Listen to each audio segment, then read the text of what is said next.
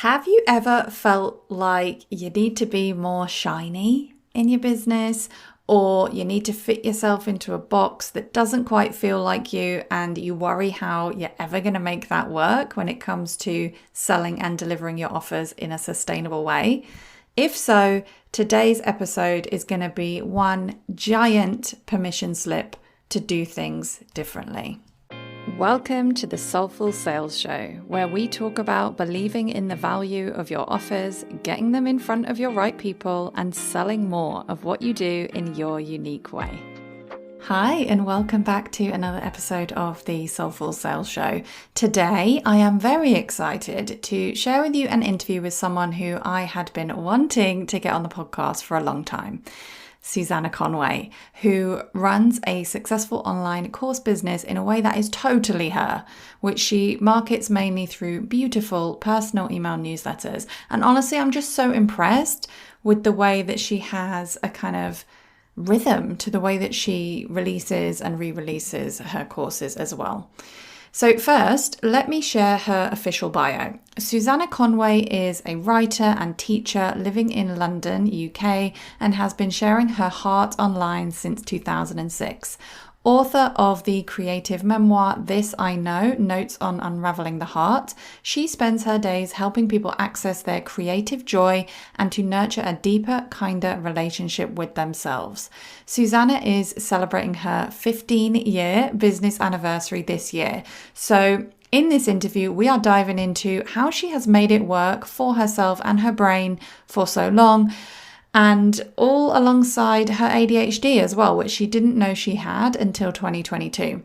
This episode basically is one big example and permission slip to do it your way, to start imperfectly, and to shape your business around how you work best. I know you're going to love this one. Enjoy. You have been running your business for an incredible 15 years. So obviously, we're going to get into some of the juicy details about all of that, but I think it would be really helpful to just start by sharing a little bit about your journey. In particular, I would love to hear how you figured out a way specifically to sell what you do and market what you do in a way that works for you, and actually in quite a unique way, which I think is one of your selling points in and of itself. Oh, thank you for saying that. I've had to do it piece by piece because there wasn't really any formula that I would follow or could follow when I started.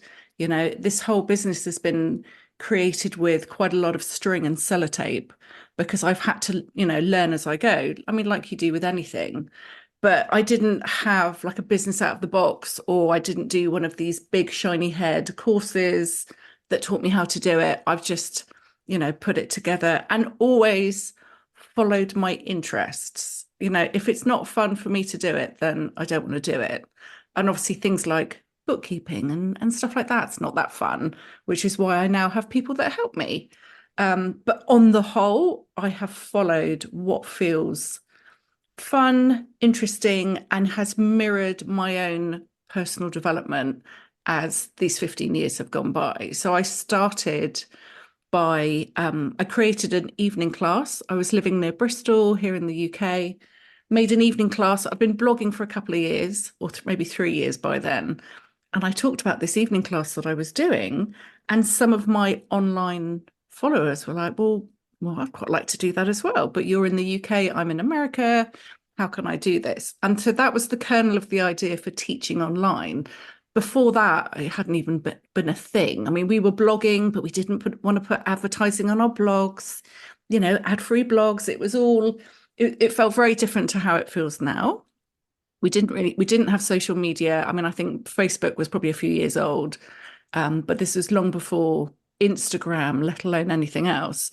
So I was connecting with my audience person by person through my blog, through the comments section. And it was all super organic. When I started blogging, it was just to do something creative. There was no purpose for it. I was a year into bereavement.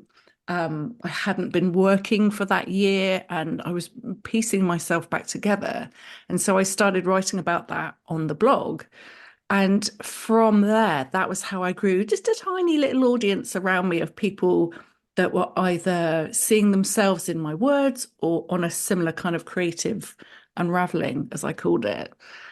So when I did this evening class and wrote about it, and it was a creative class, it was about photography, but it was, infused with personal development. Of course, when I wrote about it on the blog, it was like I was marketing it, but unintentionally. And that was when people asked, could we do it as well? So a friend suggested, why don't you do it online? And it took me a few months to figure out how to do it. I knew one other person that had done something like that online.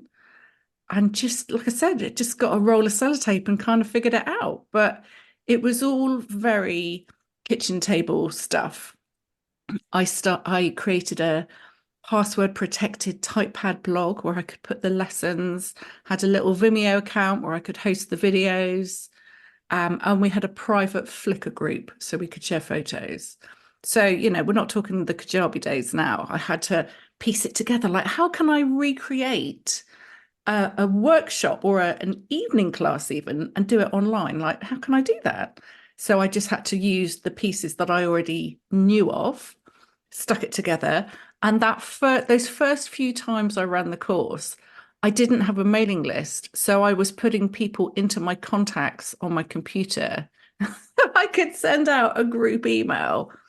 And for years and years, I had all of their email addresses, like on my computer. Then they'd import into my phone for years, because that was how, I was able to contact everyone. See, a few years later, I got my first newsletter account. But yeah, it was a simpler time.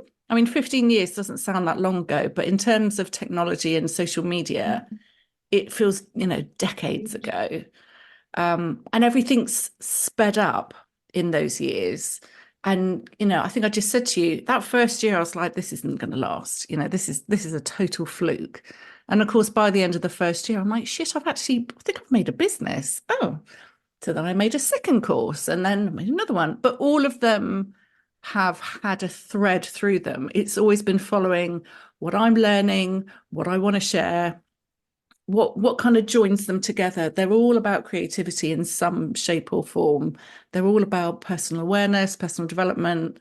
Um, and I always think you only need to be a few steps ahead to be able to come back and share what you've learned. And that's very much how my courses are. So when I teach about, I used to do photography, I did blogging, then tarot, and obviously journaling, even my business course, it's always teaching, passing back, if you like, what I know to then help, pull everyone forward with me. So yeah, and I think that's a nice way to teach. I have a really good friend who teaches qigong, and she always worried that she had to be, "Oh, I've got to be doing this for decades and I need to be up a mountain." And I'm like, yeah, but you really don't, man, because I don't want to learn from someone like that. I want to learn it from someone like you who I can relate to, who is much more approachable. So it's like, oh yeah. And that's kind of how I teach. It's how I seem online, how I seem in my courses and in my videos is pretty much how I am. There's definitely no smoke and mirrors. It's me. Yeah. Yeah.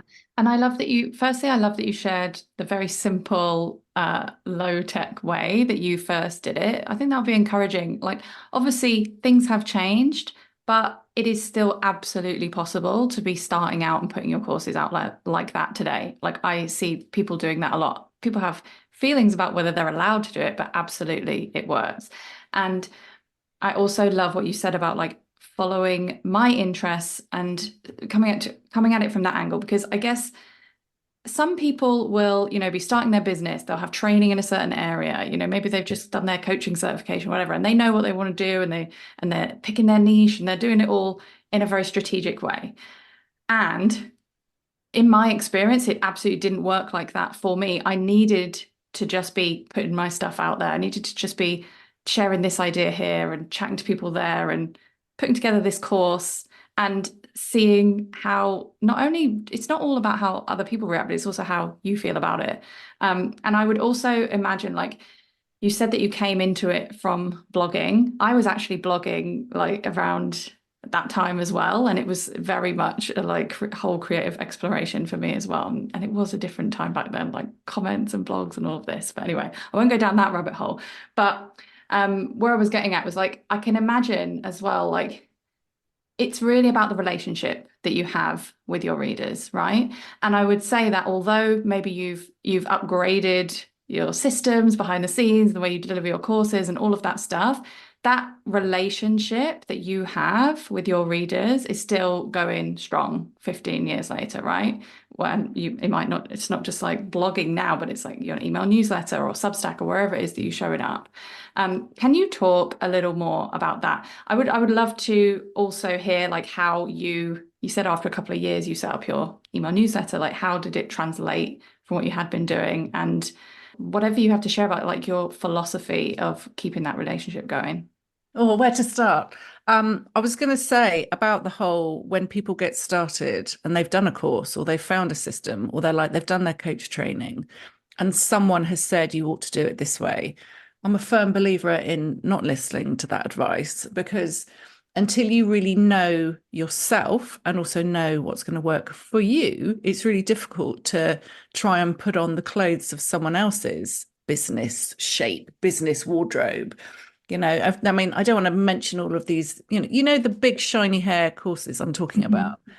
You can do a course like that and be like, right, I've got the blueprint, I've got the codes. Oh, I hate that word, but I know how to do this because so and so has taught me, so and so's given me the template. Awesome. And then, of course, it doesn't work because that's been created for a certain sort of person or a certain level of whatever. And then when it doesn't work for you, you think, well, it's me, I'm shit, or I shouldn't be doing this. But actually, this is why business has always felt like a personal development journey. Well, for me and everyone I know, because you're learning so much more about yourself as you do this. You have to confront things like putting your face out there, and you want to do it in a way that feels comfortable for you. We don't all have the shiny hair. We don't all want to put ourselves out in that way. But while you're still following what you think is the correct formula, you can lose yourself a little bit. And that's when the online business world feels like this sort of homogenized mass of sameness. And actually, you do want to stand out a little bit, but that doesn't mean you've got to dye your hair purple and be the crazy person. You just have to find your own direction. I mean, I don't want to use tired old words like authentic because that doesn't mean anything anymore. But it is just genuinely sharing your interests, your way of doing things. And as you're figuring that out, it will start shaping what your business looks like. So when I started, like I said, I didn't know it was a business until a year in. And then I did sign up for a shiny hair course. It was actually with some blokes were running it, but they did such a convincing job with their marketing.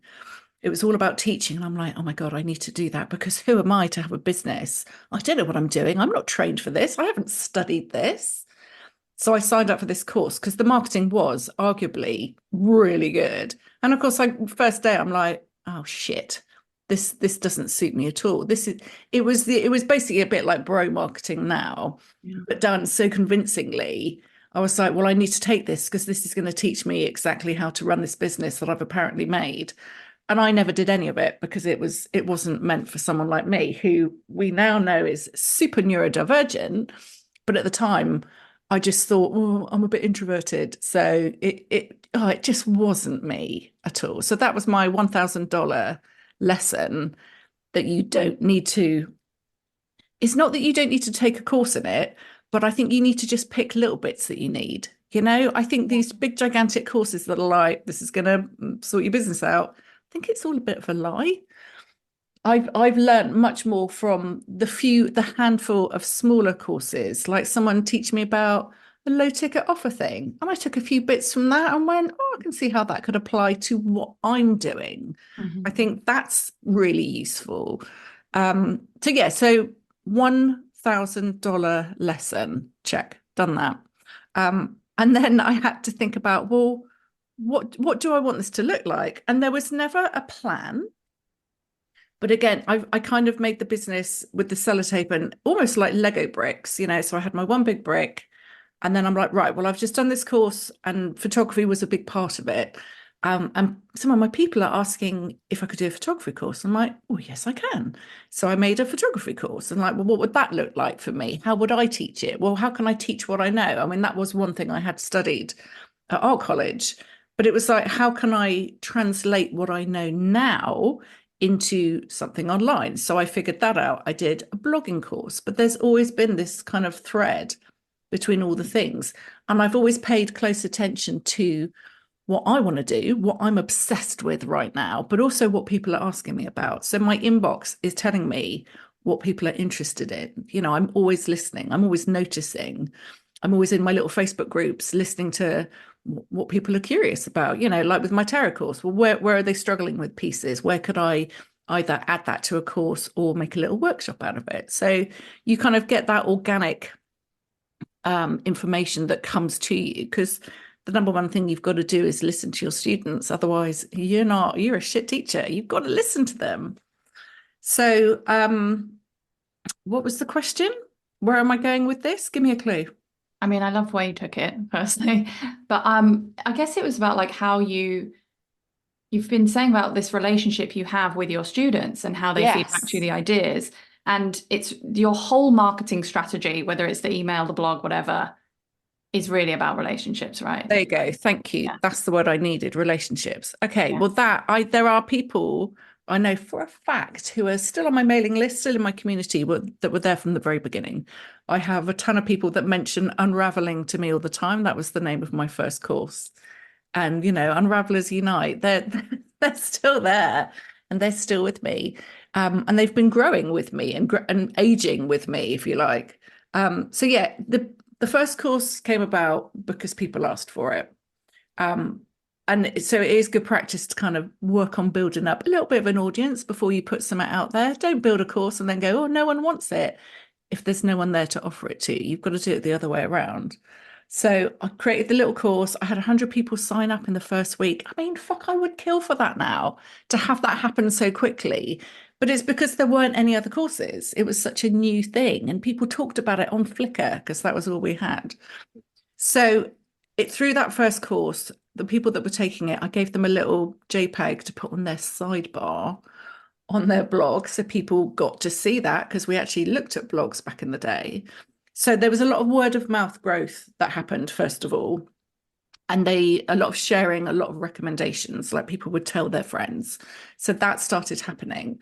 And then I started building the relationships because I've always consistently blogged, not so much in the last years because we've had social media kind of take over from that. But when I did start my newsletter, I think that's when things started speeding up a little bit. It was probably, I mean, if I'd have thought, I'd have checked the date when I first sent out a newsletter because I kept all of them in my inbox in a folder. It was probably in the first year. It must have been in the first year, first 18 months. I joined, I want to say it was Constant Contact. I can't remember. Anyway, crappy old newsletter provider. And my first little sign up box was on my sidebar on the homepage of my blog. And it just said, join my newsletter. Like there was no freebie because I just kind of did it half-heartedly. Oh, newsletters, how slimy. Now it's my favorite thing. So a few people, you know, signed up, and it was quite literal that I just sent out information going, hey, going to be doing an enrollment on Thursday at this time. I had to tell them the time I was doing it because there were limited places because I couldn't hold space for more than about 150 people in a Flickr group. So I'd give them the time and people would sign up, and then I'd get emails of complaint that people couldn't get a spot. It's a whole other world back then. So those would be the newsletters I sent, literal news that went out, giving them the information they need. And it was probably about a year before I started being a little bit more chatty. I think it's because I was chatty on the blog. So the newsletter felt like an extra piece of that. What was the purpose of it? Things have now shifted to where most of my chatty personal sharing goes in I call them love letters. I send out these letters and I waffle on about myself. And then I tell them about the new thing I'm creating or offering or that's enrolling. I give them scholarship opportunities. I give them discount codes. I've made it very clear that that's where you get those things. If you sign up to my list, That's where you get the link for the scholarships if you need it. That's where you get the discount codes. I don't share them anywhere else. And so that helps me have a clear line between that and, say, Substack, which I've dabbled in. I haven't quite found my flow there. It was a little shiny bell that I haven't quite found how I want to use it. So the newsletter is the sacred place. And I don't have a set day that I send them. It's roughly twice a month, usually when enrollment opens and then when it closes. Sometimes there'll be one sent out in the middle of the enrollment period, depending how long it is. But I'm just always really personal in them. You know, when my cats had cancer, I'm sharing about it. When anything's happening, I've talked about dating woes when I was foolishly bothering to still do that. You know, it's just it's like an update. It's a friendly update. And I consistently I get a ton of replies. A lot of people see them as letters from, I'm everyone's pen pal, basically. And I love it because I could tell you off the top of my head 20 or 30 people that always reply or who I know are there, who've been in my community for a long time. I see the same names always taking my courses. And it is a community, and it feels a bit one-sided when it's just me sending out a newsletter. But we're in chats and DMs in Instagram, or, I know these people. I mean, so many of them have given donations to cat charities after my cat died. They didn't even tell me about it. Nita, my VA, said that she'd gotten notifications about it. I'm like, oh my God, and I didn't ask for that. I didn't, but people just did this kind thing as a way to, do something like you would for a friend. So, and I think because if anyone messages me on Instagram, and I can't say I do it every time, but usually if someone has a question, I'll just do a voice note back, and I think it's things like that where I am an actual real person. I mean, clearly there's no shiny hair, but there isn't, 15 people in front of me blocking your way to have access to me. I mean, sometimes that's overwhelming. I do have all my replies to my newsletter first go to Nita, because I mean, as we've said, I have ADHD, and now I understand why I'm so shit at doing email. But it just overwhelms me. Your email will come in, I'll read it, and I'll be like, oh, that's lovely. Then I will totally forget you exist, until the next email. I can't, I lose track of it all. So all the replies go to Nita. If there's something she can help with, she will respond. And if it's something definitely for me, she'll go, Suze, look at this, make sure you reply. She keeps me accountable, and that's perfect. So, but where I'm going with this is, I am a real person. I mean, I'm probably too real in some ways, but my business is about personal growth, and I lead by example. I report back. And that has always been how I do things, and I always will until I'm pushing up the daisies. So yeah, it's a touchy-feely business. I couldn't do it any other way. I can't pretend to do the shiny hair. Look how perfect I am, everyone. I can't do it. If shit is happening, I will tell my people. And that's actually been such a gift so many times over the years. Yeah. And clearly people resonate with it. I'm glad you shared about like how you practically manage it with your assistant, because I was thinking like, I'll just be really honest with you. Like sometimes I find it overwhelming, thinking of growing my audience and the level of visibility that I want to have. That's one of the things I butt up against, like, oh, but I can't handle like replying to the messages, or it's too much for me and all of that. And I think, do you have a VA? Do you have someone I have a helping with that? Yeah. That's the essential piece. I mean, I only have Nita. I mean, I've got a bookkeeper and an accountant, but I don't talk to them every day. Nita works for me part-time, or as and when, but it's sort of turning into part-time. I could grow in theory, but I don't want to. I don't want someone full-time. I don't want the responsibility that comes with that, which is I need to bring in a certain amount every month to make sure everyone gets paid. I like having my business the size it is. It's enough. I make very healthy six figures. I've got 34,000 people on my mailing list. That's kind of like this, and those are the only two numbers I know. That's kind of the size where I'm like, okay, that's keeping it all ticking along. And it gives me a little bit of space in there to know that even if my open rate's like 50%, 60%, I'm still hitting enough people to be able to maintain my courses and my, the money that comes in to pay my extraordinary London rent. But yes, it was a bit of it was a good decision to get all replies to go to Nita first, because Nita's very neurotypical and she is super efficient and brilliant. She's lovely on email. She's just, I mean, me too, but I will forget to reply. Whereas Nita won't. Like, this is part of her job, and she will do it in a timely way. She will, poke me when I'm not replying or when I'm forgetting things. She keeps me accountable. When I redid my website last year, which I might add, I did on a whim over 2 weeks myself. On my contact page now, it says, it gives you Nita's email, just the hello email. And it says, look, I've got ADHD. I'm shit at email. Nita will get back to you, or she will forward your message to me. And that's just setting that lovely expectation of, guys, I might forget. There are so many emails I never reply to, and I feel shit about it every time. That feeling never goes away. But I forget, I never ring my mum, so it's not personal. I love how honest and real you are. And you know what? When you said about like, I've got it on my website, I'm upfront about it. That's the whole point, isn't it? Like you're upfront about who you are in Or just be general. clear. Like I So, said, no smoke yeah. and mirrors, no magical expectation that it's, Conway ink and you're going to get us. No, I mean, I will do my absolute best. I have standards. I'm now putting all my courses on Kajabi because I just happen to like how it looks. But before that, I mean, I only started doing that in 2020. Before that, all my courses were on email, basically. I send out all the lessons on email. So there wasn't even like a centralized site where you could look at the lessons, look at the stuff. And that worked perfectly. My God, my overheads were nothing. Yeah.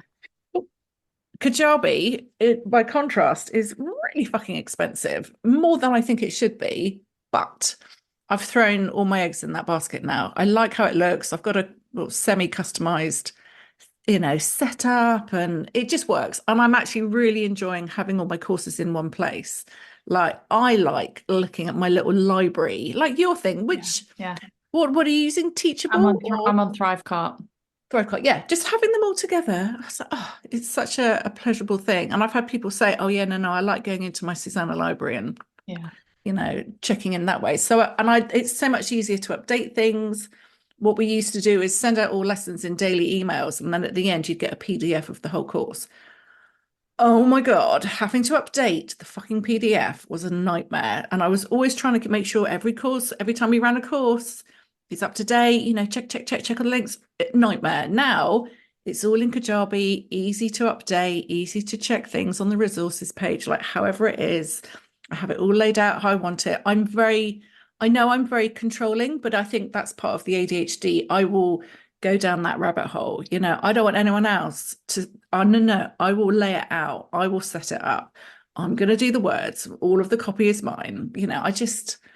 This is my baby and it will always be my baby. I don't want to, I remember some shiny haired, lovely biz person who I think is okay. But I remember her saying you want to get to a point where you outsource your own job. So you just sort of move yourself out of the business because you hire someone to do what you do. And I'm like, well, what do you do then? What do I have to do? Have loads of fucking meetings all the time? Oh my God. I want to do the fun bit. I'm sitting here coming up with ideas because that's how my brain works. And luckily, I have got sort of systems to make sure I get things done. Most of the time, I'm just scrabbling. I come up with too many ideas. There's no shortage of those. But the reason I'm able to get things done and have consistently done that for 15 years is because I have the accountability of opening enrollments. Like if I say, well, we're Yeah. doing this, then we're doing it. But I open an enrollment when we start, say it's a 6-week course. The first week will be done and I'll be sort of halfway into the second week of creating it. But then I will create as we go because I want to be able to use feedback from how people are enjoying it or struggling with it or whatever's coming up. And also, it's a foolish thing to have the whole thing created and then expect people to join. You've got to be limber. You have to adapt and change it and shape it as you go. And also, creating a 6-week course is really, really tiring and exhausting. So when you've got that adrenaline hit of that first session, that's when you want to be making it. So have it all prepped, know what you're doing, But then, I mean, obviously I completely burn out when I do that, but that's how I create things. Yeah, It's yeah, it's the only way I can do it. I certainly couldn't make a 6-week course and then launch it. I don't have enough accountability, or I need a really juicy carrot dangling to make me do it. I've done a couple of workshops, which I did find quite hard just because I was like, oh God, I've got to get this all finished. And then everyone gets the whole thing. Oh, that's not as much fun. But I do see the benefit of workshops, and I've had an idea for a new one I want to do this year. I think the way things are at the moment, I had my most financially abundant year ever in 2020. I think a lot of online people did, because we had yeah, a captive audience. I mean, that was lovely. 2021 also was good, and then 22 and 23 have been a bit less, because I can feel that we're all like, well, I don't really want to spend any money now, actually. What the fuck's happening with the world? I can feel that. I feel that around me, as well as, in my business. So there are fluctuations, and actually I'm feeling that we still have the shiny head courses, sure, when they have audiences big enough to sustain that.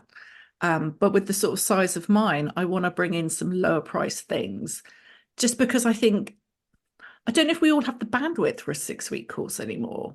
I think a 2-week course might be nice. I think a 2-hour thing. I think mixing up the times is good, and also mixing up the price points. So that's where I'm heading at the moment, having a mixture.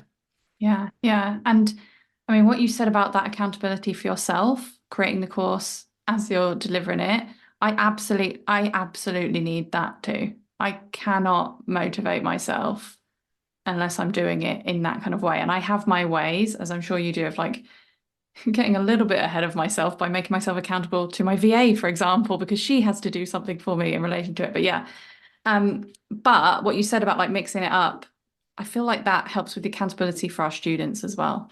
I've recently experimented with a few really short, focused periods of like getting a really specific thing done, and very much inspired by Elizabeth Goddard. And it's just worked so well, like I've been blown away. And it's also made me realize how much I'm overcomplicating or potentially like working harder than I need to by doing like showing up live week after week after week. It doesn't need to be that Exhausting. way. Yeah. Yeah, it really doesn't. I actually want to talk a little bit about your kind of sales rhythm, because I know you say you're mixing things up a bit, but I've always been so impressed that you can just go on your website and you can go to like your courses tab and you're like, I'm opening enrollments for this one in March. I'm opening enrollments for that one in June. And it's just like, I'm just how does that work with your neurodivergent brain? Because that is like, that's some like forward thinking, that's some forward planning going on there. Well, you'd think it was, but no, not really. So I had my first course, and then I ran it. In the end, I ran Unraveling 18 times. Can you even believe? 18 times. That was definitely my best-selling, most popular, most impactful course. And that was also, I'd argue, my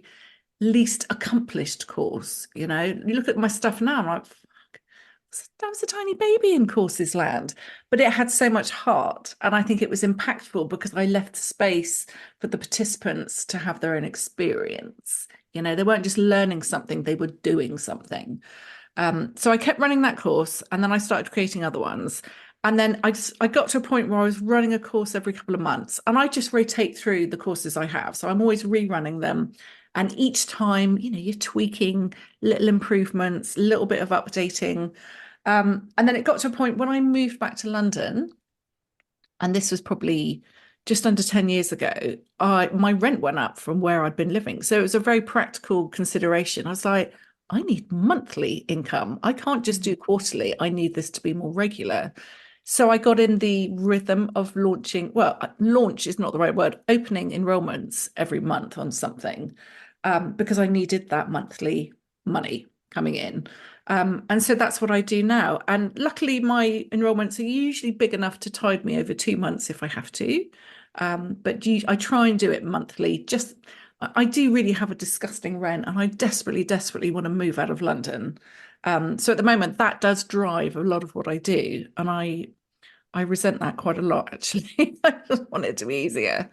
But I know we're doing this on audio, but I can show you how, and maybe I'll send a picture So you can put it underneath the audio thing. I'll just show you on Zoom. This is in my business notebook. Actually, no, this is my junk drawer journal, I call it. Again, I'll send you a picture, literally called the junk drawer. And in here, this is where I plan everything out. I mean, I'm a huge, huge journaler. Some of your audience might know that. So I get my pens out, I get my fountain pens, I get stickers, I draw a grid of January to December, and I use tiny post-it notes to plan out, right, when am I going to do things? I need to do it in a visual way like this, because if I do it in my Google Calendar, it's not the same. I Yeah. need to be able to move the sticky note. I need it to be three-dimensional. And I do this for everything. When I was having my ADHD assessment, the psychiatrist, this was on Zoom, and he was like, so Miss Conway, how do you stay on top of things and plan? And I'm like, let me show you my 4 notebooks and my Hobonichi that I use to figure it all out. And let me show you my post-it note system. He was like, oh, yes, you are very neurodivergent. I'm like, yeah, because I need to see it. I need it to be colorful. I need it to be fun. And I need to be able to, I've done this grid like 4 times because like, no, I'm not really happy with how that looks. So I'm just going to do it again because I can spend half a day doing that and feel really productive. And actually, I've achieved nothing. But this is how I plan it out. So I know in April, I'm running the Sacred Alone. I'm revamping that course. I've run it, I created it 10 years ago. And I got the thought at the end of last year going, oh, I'd like to do that again. I'd like to, yeah. So that's what I'm doing next. Then I'm going to do a free biz thing because I want to run the Inside Story, which is my business course in June. And then I'm like, well, I might do Journey Your Life again because I did that in January. Well, maybe if I do that twice a year, that could be January and July. Yeah, cool. That feels good. And that's how I do it. So it's not, there's no strategy. It is just a case of where does it go on the grid? And that's loose, and I will change that as and when I want to, as and when I want to. I also have some post-its here for some of the workshops I'm thinking about. I've got a big, juicy, delicious, beautiful course that I want to do, but it hasn't felt like the right time. I was prepping for it in December, but that's when my cat got really ill. And in the last couple of months have just been really hard. So I haven't had that kind of juicy creative energy. I've needed to go to ground a little bit and just be with my grief and my sadness. And that's what I've been doing. And now we're coming into spring. I don't feel up to creating a whole new course, which was, again, my intention. But what I'm going to do is by rerunning the Sacred Alone, I'm moving it from, it started off as daily emails in 2014. Then it evolved into just an ebook offering for a little while. And now it's going to be on Kajabi. I'm re-recording all the meditations. I'm zhuzhing up all of the lessons. I'm creating a whole new module about sacred grief. I'm just making it a much more, what's the word, luscious thing. And it started from there, but I've got 10 years sort of stuff that I've learned that I want to bring to it. And actually updating courses, I really enjoy doing that. I've done that with so many. I did it with my tarot course, my business course, my journaling course. Actually, yeah, pretty much all of them. I've just recreated them, remade them. The tarot course used to just be emails and a PDF. Now it's these fuck off amazing videos, if I do say so myself. I've just enriched it. It's like when you feed some plant food to your potted plant and suddenly it's just the leaves are more luscious. That's what I like to do with my courses. So that feels redoing the Sacred Alone feels juicy. But creating something from scratch, I'm not there yet. And the way my business works, I'm able to go with the seasons of my energy, and that's, oh my God, I'd be screwed. If I had a 9 to 5 job, I'd be screwed because and the older I get, I mean, I'm 51 now. I'd like to say I'm at the tail end of perimenopause. No, I got my period yesterday. So no, I'm still in this big sort of tumultuous change that's going on within me. And to have a job, it's not a job, a calling that means if I sleep like shit, I don't have to work that day. I work 7 days a week, but by that I mean I just do bits and pieces when I need to. I might work manically for a whole month and then I'll have a few weeks where I don't do very much at all. I don't have a structure to my day because I don't have to. I don't have kids, so I don't have to have a structured day. which is my choice. That's what I prefer. Not having kids, that wasn't a choice, but that's just the way life's gone. So I make the most of it by creating my surroundings in the shape that I need them, which it turns out supports my neurodivergence, which I learnt about at the end of 2022. Who knew? Yeah. Oh my goodness. I mean, so basically, to summarize what I'm taking away from this, firstly, All if you the look on work. your website and you can see this, like, oh, this is opening this, there's so much room for, there's so much flexibility within that. And actually, thinking of it now on your website, usually it's like it's opening in a month, not even a specific date listed of the month. Yes. I can Yes. totally see how it's a lot more flexible behind the scenes. I can confirm your journal looks really fun and pretty as well, having seen it. I love that insight into the process. Yeah, it's not, it's a rhythm that works for you. It's a rhythm that there's lots of space for flexibility. Also, relaunching the courses again and again. I love that you shared that. And actually, that in itself, I certainly find when I relaunch my stuff, that is what motivates me to go into it and upgrade it just the way that you were talking about. If I never put it out there again, like I'll just like forget about it. It's kind of like the emails we were talking about earlier. So yeah, I love that rhythm and finding space for yourself and the way that whatever's going on in your life and the way that your brain works as well, which I feel like I could dig into so much more. But we've already been talking for like 45 minutes. I'm Yeah, gonna here I'm for gonna it. ask you four quickfire questions, and then Done. there will be a bonus episode with a bonus question as well. Okay, so the first question is, beyond financial success, what impact do you want to have in the world through your work? Oh, blimey. Um, well, my little unofficial strapline I had for years was that I wanted to help people heal their hurt so they didn't pass it on. Mm. And I think that's still what I'm doing. I haven't had kids. I can't create beautiful new humans to go out into the world and hopefully make a difference. I mean, that's a big ask. I've got nephews that I wish for that for.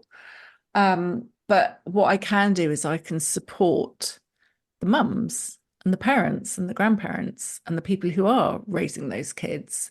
And I know that how I healed through my bereavement in 2005 and onwards, I sorted out so much of my tangled shit from the past. And that was how I was able to get to a point where I'm able to teach now. And, I didn't know I was going to be a teacher. That would never have occurred to me. And yet I started writing a diary when I was 11 and I've never stopped. That's 40 years of self reflection. So I think when I look back on all the things I've done and what got me to here, it's always been about figuring my shit out and then passing on what I learn. So that's what my business helps me do. That's my vehicle. I love that.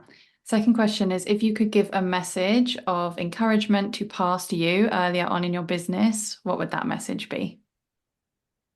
Oh, don't waste your $1,000. You don't need it, mate. But I wouldn't know. I wouldn't have heard that. That sounds great. It's lovely 15 years in to go, oh, you did need. Actually, I think I needed the lesson.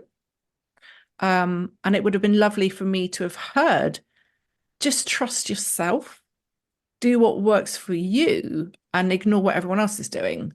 But you only learn that by moving through it. I see people when they've taken a shiny haired course in particular, and you then see their websites and they all look like the shiny haired Yeah, person's yeah, website. And it's like, and they all trot out same old, life and business you love. Brilliant. Guys, do something different, do something else, or just do something that actually feels like you. But I think you have to go through that first incarnation of emulating what you think is successful and doing what someone else is doing, and then going, why isn't it working for me? And then you move through that and go, oh, actually, well, fuck that. I'm going to do what I actually want to do. But I think you have to move through that. And I didn't do the emulating, but I sure as shit was looking at what other people were doing because I didn't have the confidence to think, I mean, having a business, what? yeah. The sort of person that does that. But now I have, but I didn't know that business could look like however I want it to. I was still living in this world where I'm like, well, I have to be able to do this and I have to do that. I don't know how my accounts work. I can't bookkeep to save my life. I barely know what I'm doing. So I will just do what feels good to me. And I'm going to send out, and I've never thought about the headlines on my newsletters. I don't give a shit about that. I'll look at what I've written and go, oh, yeah, so it's kind of like that. I mean, I do have the benefit of having trained as a journalist. I have a degree in journalism. There was some training back in the day, but dudes, I was in my 20s. That's like 15 lifetimes ago. So what I'm doing now is more conversational. I think that's probably the greatest secret is make it conversational. Don't try and sound like a robot. Please don't rely on AI to write your things. You know, be a human who's going to screw up and mess up, but be personable with it. That's so much more engaging. That's why people get my newsletters and I'm basically their pen pal in London because I write like a normal person. As soon as we get into the whole, super shiny copywritten jazz, yeah, but everyone else is doing that as well. So no one stands out. You don't sound professional. You just get lost in this sea of sameness. And it's so fucking boring to see that sameness. I have a secret inbox where I sign up to all the newsletters basically. If I don't want them in my main inbox. And when all these newsletters come in, I'm like, oh my God, I can't distinguish who's coming in sometimes. I'm like, doesn't so and so use that as a strap line? Doesn't so and so put it like that? If I hear a business and life you love one more time, I'm going to poke my eyes out because it's like there are more words in the English language. Like try and jazz it up, or just don't say anything and try something else. It's not that you have to be the most original, but it just has to not just do it your way, even if it's you saying, I don't know what I'm doing. Like that will get you so many more replies to an email if you share from the heart and go, I have no idea what I'm doing. My kid's sick. This is happening. I'm at a loss. Everyone will be able to relate to you. It is the relatable thing, which I think is also probably an overused word, but be real. Be real. We're not robots. Every time I buy from someone, I look at their about page. If I buy something on Etsy, I'm stalking their website. I want to know who this person is. Just recently read a novel. I stalked the crap out of that author. I'm now following her on Instagram. I've bought her second book because it's all about creativity. Like we want to know. It's a bit like the Liz Gilbert factor. We all love her because she wrote a book about, having a little breakdown and then she went off on a bit of a mission. But that's why we loved her, because she showed us the sort of the shit stuff as well as the good stuff, and obviously wrapped up in a nicely written book. But still, she comes across as very personable. And I think that gives you that cozy, yummy feeling. And I think I like that. And I will always share in a way that I like because I can't do it any other way, basically. I mean, I can't hide myself, if only. I love it. It's so important. Um, Question number three, what's one achievement in your business journey that you want to celebrate right now? Oh, achievement. Oh, that's a big word. Um, just the fact that I'm still here, I think is plenty. I mean, I had a book published properly. I've had a couple, but that was years ago. That felt a lot easier back then. I mean, I had a little blog, and someone wanted to publish a book I'd written. What? That's so much harder now. Um, but no, that doesn't feel like the biggest achievement. I think that I'm still here, and that I'm able to fluff around in the way that I do. That I'm able to have people's trust, which is something I've never taken for granted. That I could write to anyone in my audience and they'd write back to me, that I could leave them a DM and they're like pals. I think that's lovely. I do feel very supported in my business, emotionally as well as financially, and that's a gift. Yeah, and that I have their trust. That's I just yeah, that's such a lovely thing. That is such a lovely thing. And actually makes me quite teary because it's not just a business. This is me sharing my stuff. And yeah, I don't take it for granted. So, I mean, what yeah. an achievement. That is absolutely worth celebrating. And finally, what does soulful selling mean to you? My God, I think I've just talked about that for the last Yeah. 55 minutes. I think I've covered that one. Um, just be, just don't try and be something you're not. Ugh, anything I say is going to sound so trite and so obvious and actually quite unhelpful. I don't want to do a sound bitey thing. Soulful selling is just being really, really truthful, but that also gets used and manipulated. Or, the honestly, or speaking honestly, but some of the copywriting tricks I see, I just want to punch people. It's just really, truly showing behind the curtain. And just and Ruth, I don't even know how to put it into words. I think it's everything I've just said. Exactly. You said it. I don't know how to sum it up. I can't. You're doing it. You're being it. You're an example How of I it. am with you right now is how I am in all things, Yeah. you know. Yeah. And actually, it definitely helps. Having 15 years in business sounds great, but being 51 in business helps. When I started, I was in my early 30s. And I mean, like I told you, going through a bereavement, putting myself back together. I wasn't even finding myself, recreating, rebuilding, unraveling all of my shit. And obviously that's a lifetime's work, but did a lot of it back then. And through these 15 years, I've been getting a lot more tired. That's what aging feels like for me. But I trust myself more. I know myself. I know my good stuff and my bad stuff, and I'm okay with all of it. Yeah, aging, you don't look as great as you used to, but who fucking cares? I feel in my power. Again, such a cliched thing to say, but it's true. I feel unstoppable. Doesn't mean I want to do loads of things. It just means that I trust myself completely. And that also is partly 15 years in business. And now I've got to the point where I'm like, well, I'm just going to do it my way. But also personally, like I feel so much more confident. I like myself, down with the patriarchy. Hell yeah. But yeah, I do. I really do truly feel there's a completeness that I really like, and that feeds into my business. I feel more confident with it. Thank you for just showing up, being real, and giving us a look behind the scenes. And I hope that, well, I know that it will inspire so many people listening to just, allow their messy ways, because that's the only way they can do it anyway. But just let's accept that. So thank you so much. That was You are amazing. so welcome. And if you want to find out more about Susannah and her wonderful work, you can go to her website at susannahconway.com, download her free workbooks at susannahconway.com/unravel, or follow her on Instagram at Susannah Conway, or her Substack at The Unraveled Heart. Thank you so much for listening to another episode of Soulful Sales. If you have a moment to rate and review, know that it really does make a difference. And if you'd like to carry on the conversation, then you can connect with me on Instagram at Ruth Poundwhite, sign up to my newsletter at ruthpoundwhite.com/newsletter, or my personal favourite, join me inside the low ticket membership at ruthpoundwhite.com/membership. And keep doing what you're doing, because your work really does matter.